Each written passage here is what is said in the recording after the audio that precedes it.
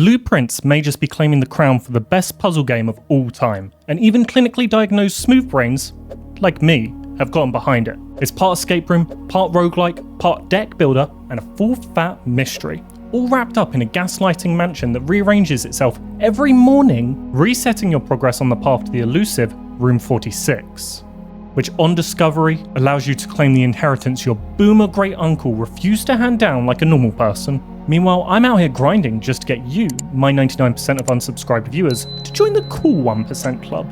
So come along as we plot our path to generational wealth and explain what makes this conspicuous little puzzle game a masterpiece.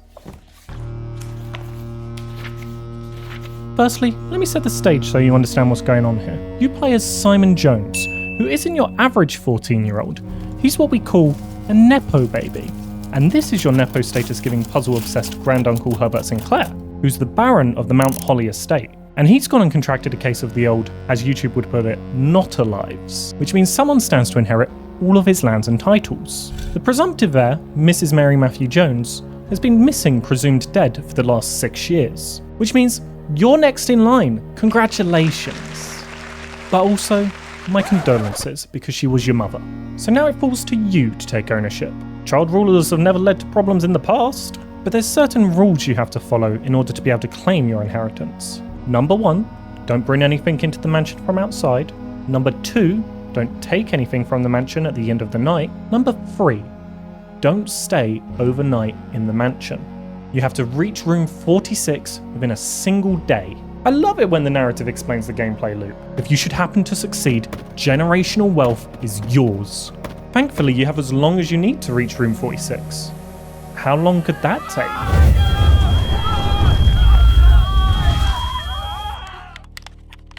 Find room 46, get the mansion. Should be simple, right?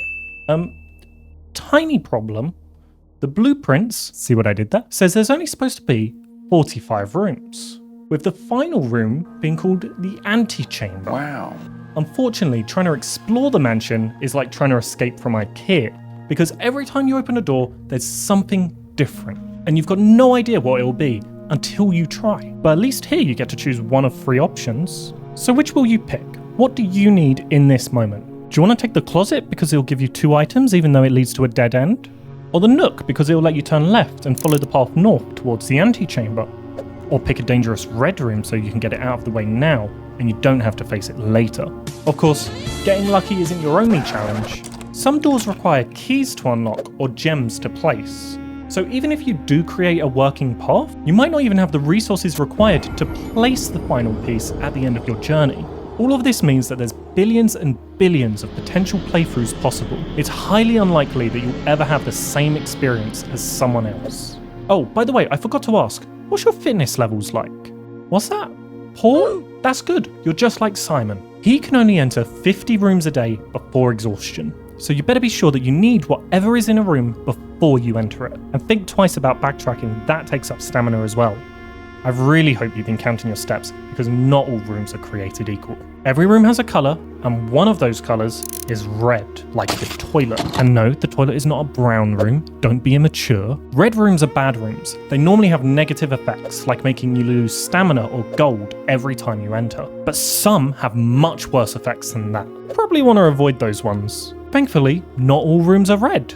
Picking rooms of the same colour will usually synergize together. So if you pick lots of bedrooms, you can replenish your stamina. Green rooms come with dig spots that give you a chance at resources and items. Blue rooms tend to have puzzles, while yellow rooms are places that you can spend your gold. I realise I just info dumped on you, so let me give you a bit more of a practical example. I was 30 minutes in opening up the final row of rooms. Unfortunately, because I'd drafted the archive room earlier in the day, it means I was only able to see 2 out of my 3 options. With no better option, I had to pick the archived room.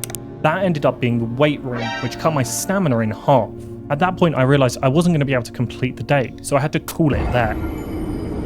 And here's another example, where I used my last key, opening the toilet. Yeah, great, thanks. Or at the worst case, opening a door to a puzzle that I have no idea how to solve.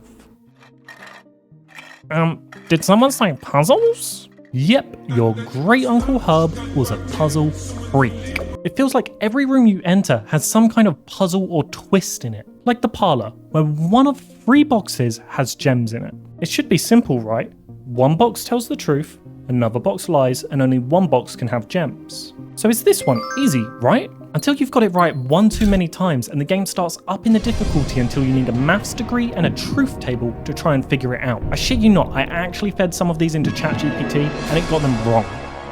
This one's just straight up maths. And that's a straightforward puzzle. At least you can actually tell there's a puzzle there. How about these pictures? That's part of a puzzle. Chess pieces in each room, puzzle. Hope you read this note in the kitchen really well, that's also part of a puzzle. This book, that's a super puzzle. That's scarier than a regular puzzle. And no, none of these are related to the room they're actually found in. So good luck linking these hints together when you finally get to the room they're related to. These puzzles got hands! Let me give you an early game example so you know what you're getting yourself in for. There's a puzzle that lets you unlock a new room type called the conservatory. To complete it, you need to access the music room, greenhouse, ballroom, and workshop. You've got to find the music sheets within each, read the words that are in bold, which tells you to reread the sheets, but this time only the first words, where you'll decipher that a reward is awaiting you under 2 stones surrounded by white trees. So if you head outside with your shovel to your camp, you'll find a dig spot, which finally unlocks the ability to draft the conservatory. And this is just one puzzle, when there's literally hundreds of puzzles in the game, and we don't even know if we found them all yet. And there's also another level of difficulty I've yet to introduce you to. Eventually the puzzles start involving the narrative setting itself. At some point you'll realise that even though the dates are close to our own, the game doesn't even take place on Earth. A lot of what looks like flavour text and world building were actually hints. So the more narrative knowledge you gain, the easier it will be to spot clues in late game puzzles. So I hope you've been reading every note, taking a look at every picture, and creating a detailed relationship map in your by now overflowing binder. I'm not gonna lie. Doctors have diagnosed me with clinical smooth brain, so I had to Google more of these than I'd care to admit, and I still couldn't understand them. Thankfully, when you do solve them, you'll get good items like gold, keys, and gems. But if the game's feeling really spicy, sometimes it'll even reward you with another puzzle. There's puzzles all the way down, baby. Honestly though, it's brilliant, because it makes you so paranoid that every room you enter, you stop to take in the tiniest of details. Just in case you've missed some ridiculous hint that only makes sense after you've entered another room for the first time. You're forced to involve yourself in the narrative and invest yourself in the world to make progress. I know it's cliche, but when I say the mansion itself is a character, it's true. A character that's constantly testing your patience and forcing you to adapt and rethink your strategy. It's the villain, and it's a great villain at that, because the best villains force you to overcome your own limitations. There's no monsters, enemies, or people around.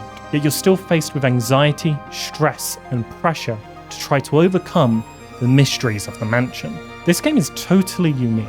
I've never seen anything like it before. A weird deck builder roguelike mystery that will absorb your attention for hours just to solve a single puzzle. But is it too hard? You will not beat this game on day 1, or 2, or 3. That's not a slight against you, that's just a fact. Even if you somehow manage to reach the antechamber, spoiler alert, the doors are still locked. The western, eastern and southern doors will only unlock when you've completed specific conditions. The exact conditions being unique per door. And that's a completely different conversation than opening the door to room 46 itself.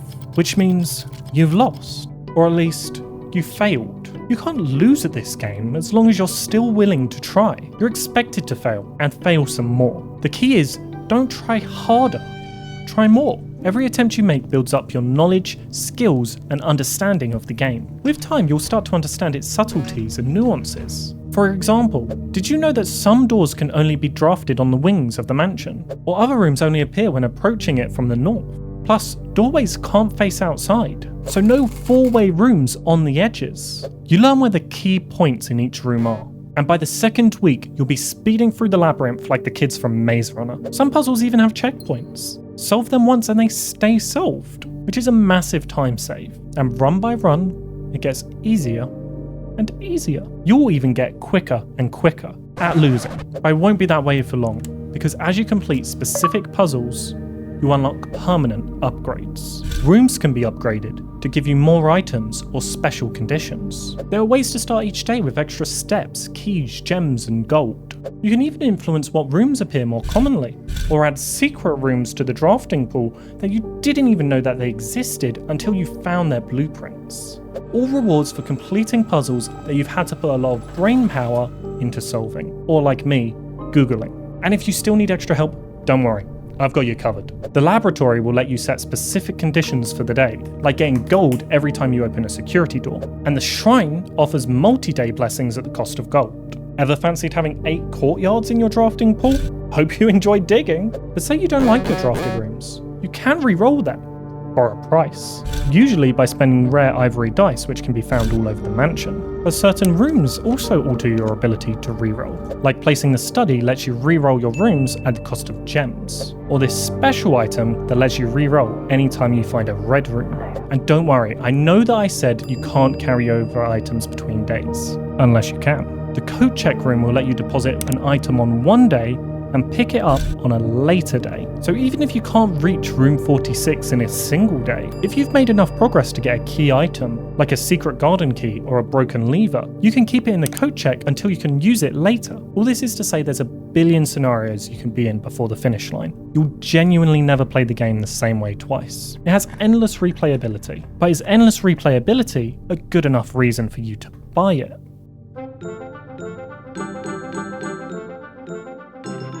Look, I'm not going to lie to you. Blueprints will break you. It broke me. You'll spend days making literally zero progress. Your runs will die because you're 1 gem short. You'll be anxious wondering if you placed the right room or what rooms will be coming up next. Questioning whether you should have saved that key, spent those gems or rolled that dice. You'll stare at multi-room puzzles feeling completely overwhelmed, desperately fighting the urge not to alt-tab and search for the solution. It took me 16 hours just to reach room 46. That's 16 hours for what people that play this game call the tutorial.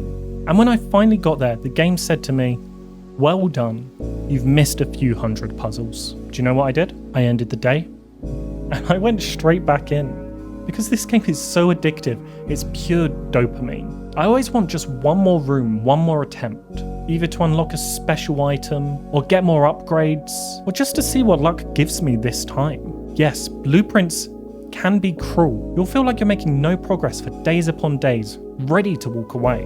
You'll think your run is over, there's no way to salvage it. Then suddenly a puzzle will click. You'll be right back into the thick of it, hooked again. All because you saw a connection for a note you saw 10 days ago that finally makes sense in a new context. Who cares if you've broken one of the conditions to get into the antechamber?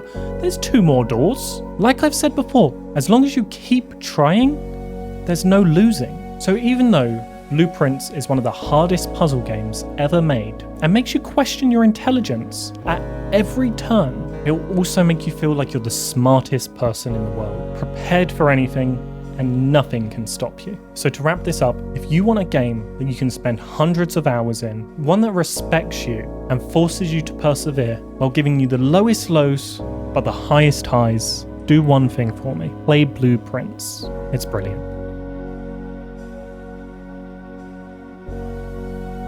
Thanks for watching that video. This is the second video that I've done in this kind of style, so if you've enjoyed it, feel free to stick around and leave a comment down below. And I'll see you all next time. Bye-bye.